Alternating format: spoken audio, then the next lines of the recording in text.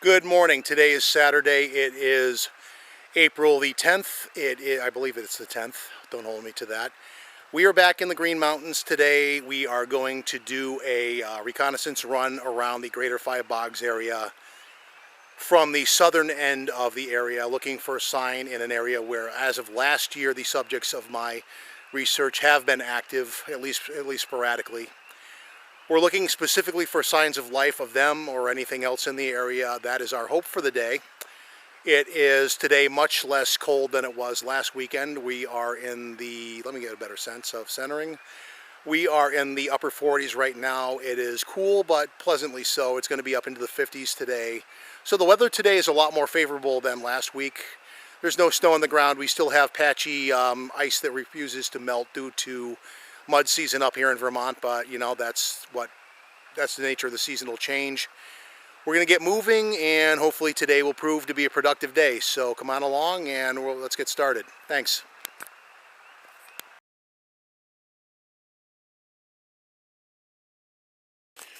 Okay, so we are en route along a side trail to the back of the Five Bogs area. We passed Bogs 1 and 2, and we are hopefully they are a little bit more obvious than there you go. I'll zoom in a little bit.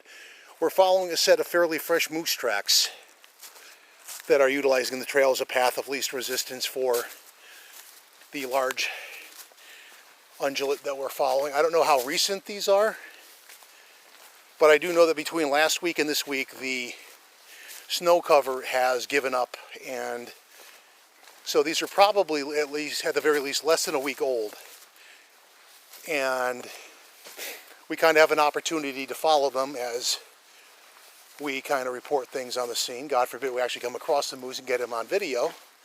I wouldn't complain at that, but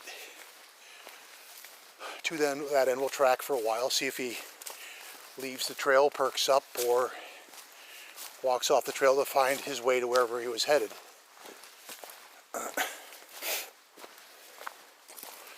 From the size of the tracks, they are probably a medium-sized moose, not a huge one, but a medium one, and we seem to have lost the tracks on the ice. Hold on.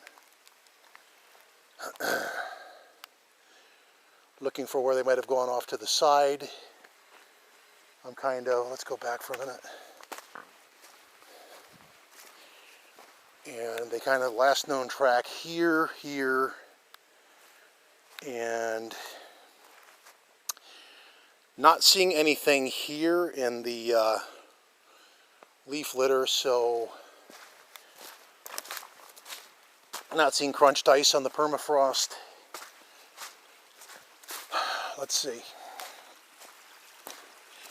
So at some point in this area along this stream, the moose seems to have gone off trail somewhere. So unless he pops up somewhere else or we pick up the trail again with him, I don't know that we'll see him today, but I definitely wouldn't mind. But then again, admitting for the second time, I don't know how recent the tracks are, whether they were from today or a couple of days ago. The muddy conditions kind of make that more murky, but they are definitely from within the week. Let's move on. The ground condition today is a lot different. Last week when I was here, we had about a 1/4 inch of snow on the ground. Today, the snow melt has made the ground kind of soft, so for the purpose of tracking things in the neighborhood, conditions are actually pretty good, as evidenced by the moose tracks we found. So we're going to explore the southern end of this region and see what we find. We're going to do a segment break right now. I wanted to show you the moose tracks, though. We're going to take a break in order to cover some ground, making an approach towards one of the southernmore bogs beyond the Five Bogs area, if I can find a decent way in. It's kind of bumpy in the immediate vicinity. And the lovely grabber bushes are about. I'm going to try to sidestep them if at all possible. Make our way down to this area. This is an area that I was hoping to base camp at last year, but the conditions at the time were not allowing for it, given some logistical limitations. My My fellow researcher and network member was running late, and trying to access the area we were going to go into at night is not unreasonably considerably suicidal. It was tough getting in there in the daytime, just with the amount of crap and elevation changes, etc., etc. So to try to do that in the dark, let alone in the dark with a full backpack and gear coming in, you've got a very good chance of killing yourself doing that. So we decided to relocate. So we'll have to do that again sometime this year under better conditions, as I get my way past a number of very obvious beaver punji sticks here. And I'll show you where we were hoping to get to momentarily as we come out on the water line of this rather large beaver pond. And so effectively, let me actually get a little closer and a little bit more out in the open so I can have a better chance of demonstrating what I'm referring to as I trip over loose deadfall here. Let me get out over here where I have more of an outlook. Okay, so this over there is kind of a, what's the word for a penis-shaped thing that projects out into the water and ends up on the very tip over there, because we were going to make base camp at that point, because you can actually see out over this entire expanse in there. And what you're seeing right now is only perhaps less than half of the pond in the overall area. This pond is actually pretty huge. As I'll give you a sense of scope as we pan slowly from A to B, and you kind of get you get an idea of the size of the place. It's big. And so that's one of the things we're going to look to do later in the year when we get the snow and all of that out. The other thing to be aware of out here, walking through the area, let me try to zoom in. Walking through the area along over there, the one challenge I had that entire time was to avoid stepping in ginormous piles of moose leavings. So the moose do go through there. So one of the risks of camping there is you might have a nighttime visitor that is a lot bigger and not afraid of you. So that is something to bear in mind as well. So this is the first of 3 ponds I'm going to check today as I do an overall loop around the 5 bogs today. And we are going to take a segment break while I do some photography at the spot, and we are going to start moving towards the northerly direction at that time when we're done. So bear with us as we take a break. Okay, we're walking into a second pond at this point, and we're in an area near past activity, although not any around here, but there's a lot of mud and stuff around here for good tracking opportunities. We have found moose tracks here before. We're going to look around first this side, and then we'll take a look around the other side.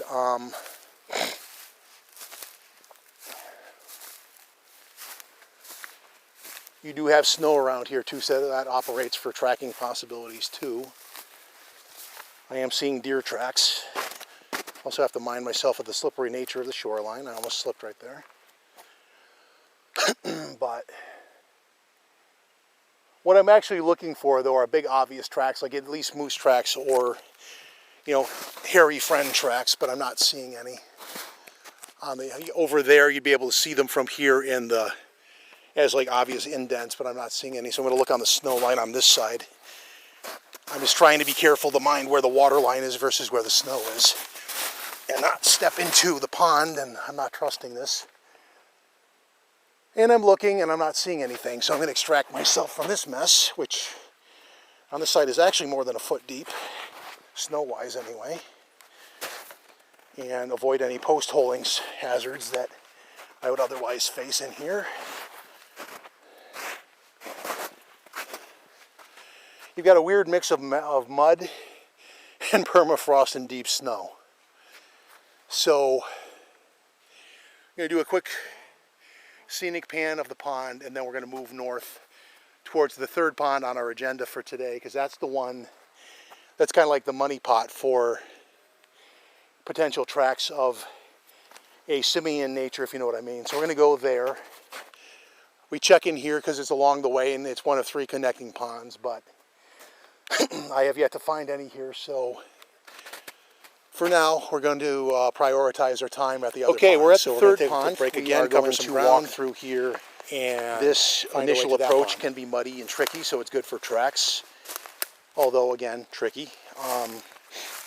We're on our way over to the beaver pond you see through the trees over there. We've been here before, and this is a place where we have found likely tracks, sometimes possible, sometimes likely, along with a plethora of deer tracks, moose tracks, and bear tracks. I mean, I think this is just like a wildlife highway where most examples of larger fauna come through here, and that is why we come here to look for tracks with some expectation of finding them, because it's been fairly regular that we have. So, with any luck, we'll have some luck today. Quick comment about the nature of the drone flight we just had. The drone did not like the GPS signal was. I had to waste a good 6 minutes flying the thing around before I got a signal and could put it up. That was annoying. And if I fly here, hopefully I'll have better luck now that I have diminished battery capacity, because that really was, that wasn't good. Anyway, let's move on, find tracks or not. Excuse me. I apologize for the wheezing again. It is allergy season. And with melting snow and budding things, you have probably one of the worst allergy seasons this time of year for me. So I will apologize for that, but can't really help it. So we ask that you bear with us.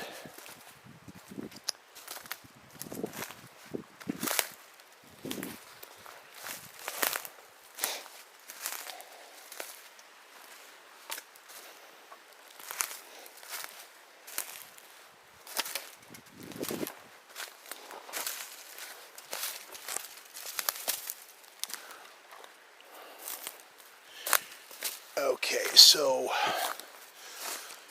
touchdown on this field, and we're going to go walk around this periphery of the pond. We've done this before. I don't think we've ever been here this early in the year, though. So that would make this visit potentially unique. I could be wrong last year, but I don't think we were here this early last year, because I think 2 years ago, before COVID and all that, we were... This is basically where we left off, and then last year I got a late start in the season because of travel restrictions up to Vermont from the Nutmeg State, as well because of, again, COVID-related travel advisories, and the fact that Vermont has, during the course of the pandemic, had one of the most restrictive ones. This year, had they not loosened up with the vaccine making its rounds, I would have pretty much had to produce a negative COVID test every time I was wanting to come up here, and that would that's a little restrictive in terms of getting up here every week or every other week. So now that as it is right now in my pocket, I do have my CDC card, because that's kind of the way things are going, good, bad, or indifferent, that we have to potentially have that on me. So far, I've been up here twice since being vaccinated. I have not had anyone in any official capacity stop me and ask for it, but I have been advised that you should have it on your person if you're out of state and coming up here. So I can kind of give a first-person impression of how enforcing they are of that. Now, I come in from the southern end, and most of the way through is along a fairly rural area, and as a result, maybe that's why, but as you get further into the state and get further north, you run into more interesting things, like once you get up towards the northern end, you get towards Burlington, Mount Pelier, which are some of the larger towns in Vermont. Maybe they're more enforcing up that way. I'm looking at the mud right here, looking for tracks. I see deer tracks. I don't really see anything otherwise more obvious, but usually the Blacktail Trail tracks historically have been in this area along the backside over here, because I think they come through there and there's a stream that cuts through there, and then a very hellacious, shall we say, scrub brush filled ascent up a steep hill, and then you go down into a deep, deep valley, which is a day, if you make that descent, you had better eat your Wheaties, and you had better be prepared to either have a very hellacious climb back out or be prepared to spend the night down there with minimal supplies, because it is that much of a bitch getting in and out of there. And if the three of my little friends are in this area still, honestly, I do believe that is where they are, in that valley, because of that fact. It is a secluded valley, and getting in and out is a minor mountaineering feat, honestly. We were here 2 years ago, myself and a different member of the network than the one I previously referred to, and we were considering getting down there, but this particular gentleman has a knee injury from playing hockey in his youth, and I was already showing worse for wear, and I was in better shape than he was at the time. No offense, John. But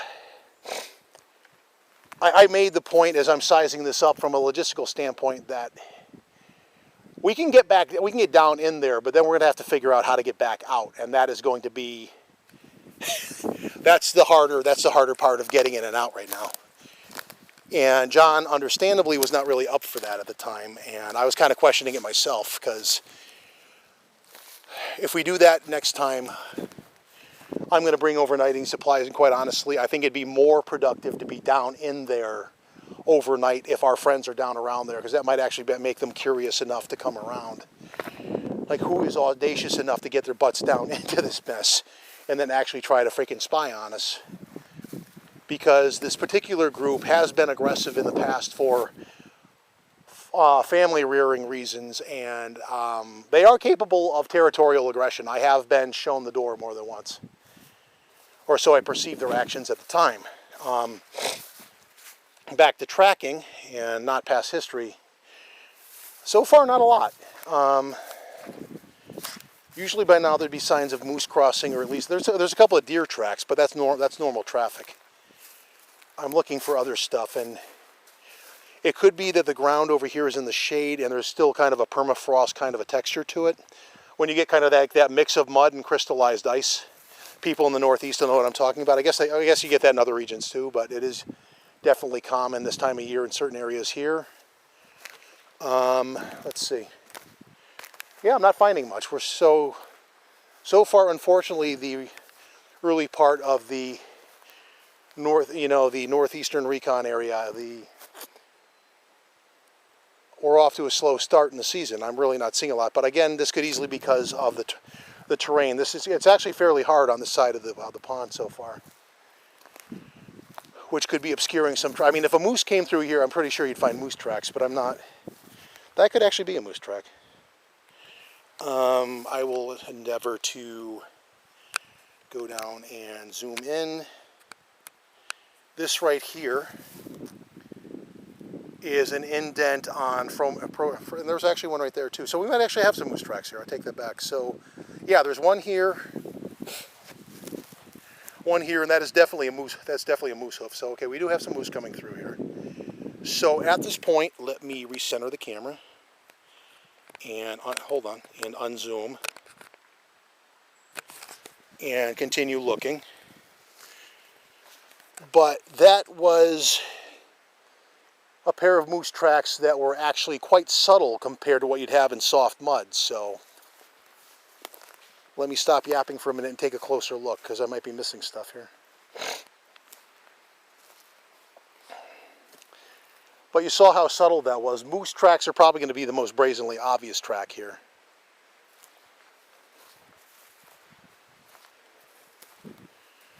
Especially if they walked across the snow, you'd see them punch through this too, but not so far.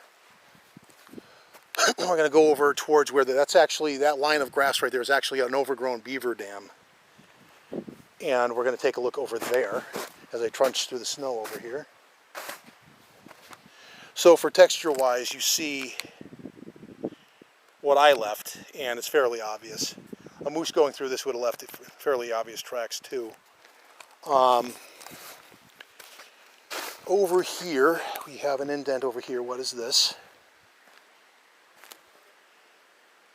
That's soft mud that doesn't have a, that could be a moose, although I think it would be deeper, but I'll guess moose for now. So, oh yeah, there, okay, we have a definite series of moose tracks here as well. Hold on.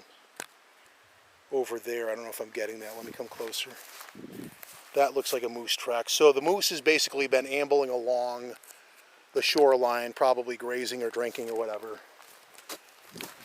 And I don't know how, this is my first time this year here, so I have no idea how recent they are, but as I said, this is kind of a wildlife highway along the back stretch of this pond, probably from there over through here, and then the stream I was referring to runs down along there and then goes down into that lovely Valley of Doom, only from the perspective of trying to get down into it, or more to the point, getting out again.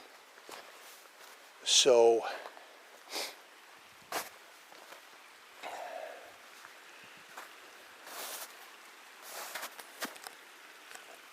looking along down here, work with me, camera.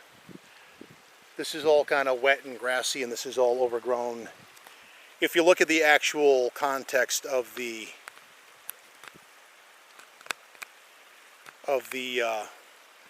water line there, you can see where it's like an overgrown beaver dam. You can see the sticks all piled up. So you're not going to find any tracks really in that. So we're going to circle back and start heading our way back and try to put the drone up in the air for a kind of a regional overlook of the area. And I'm going to probably be conservative with that, only because, like I said, the drone was kind of a poop about getting up in the air previously and used up some of the battery life, so that might cut into my productivity for flight time. Other than that, so yeah, we have some pesky human tracks here. I don't know who would have made those. Wink, wink. But a couple of moose tracks, but there's a definite difference in the depth and the obviousness of the ones in the mud versus the ones that were a little bit better concealed in the permafrost. I could see like a black bear coming through here in the permafrost and maybe not leaving any obvious tracks. You get in things smaller like fox or coyote, because they're more of a pawed animal, I could see them leaving nothing. Definitely a fox wouldn't probably leave much in here. Deer, because they're a hoofed animal, maybe. Something in the way of a Sasquatch that might be height-wise probably not much taller than myself would put them north of 200 pounds, but probably not really by a lot. So myself, I weigh in, I was at the doctor this last week and I came in at 208 pounds. And I'm not really leaving much in the way of a notable indent in the permafrost where I walk through right here. So they could be coming through here and not leaving tracks yet, because the ground conditions are not going to potentially leave any sign of them coming through, given that they're probably not dramatically heavier than I am. But anyway, a couple of moose tracks. Just walked by one I didn't notice. So I mean, there's a deer track too, kind of subtle, but again, permafrost is kind of limiting the actual obviousness of the track. So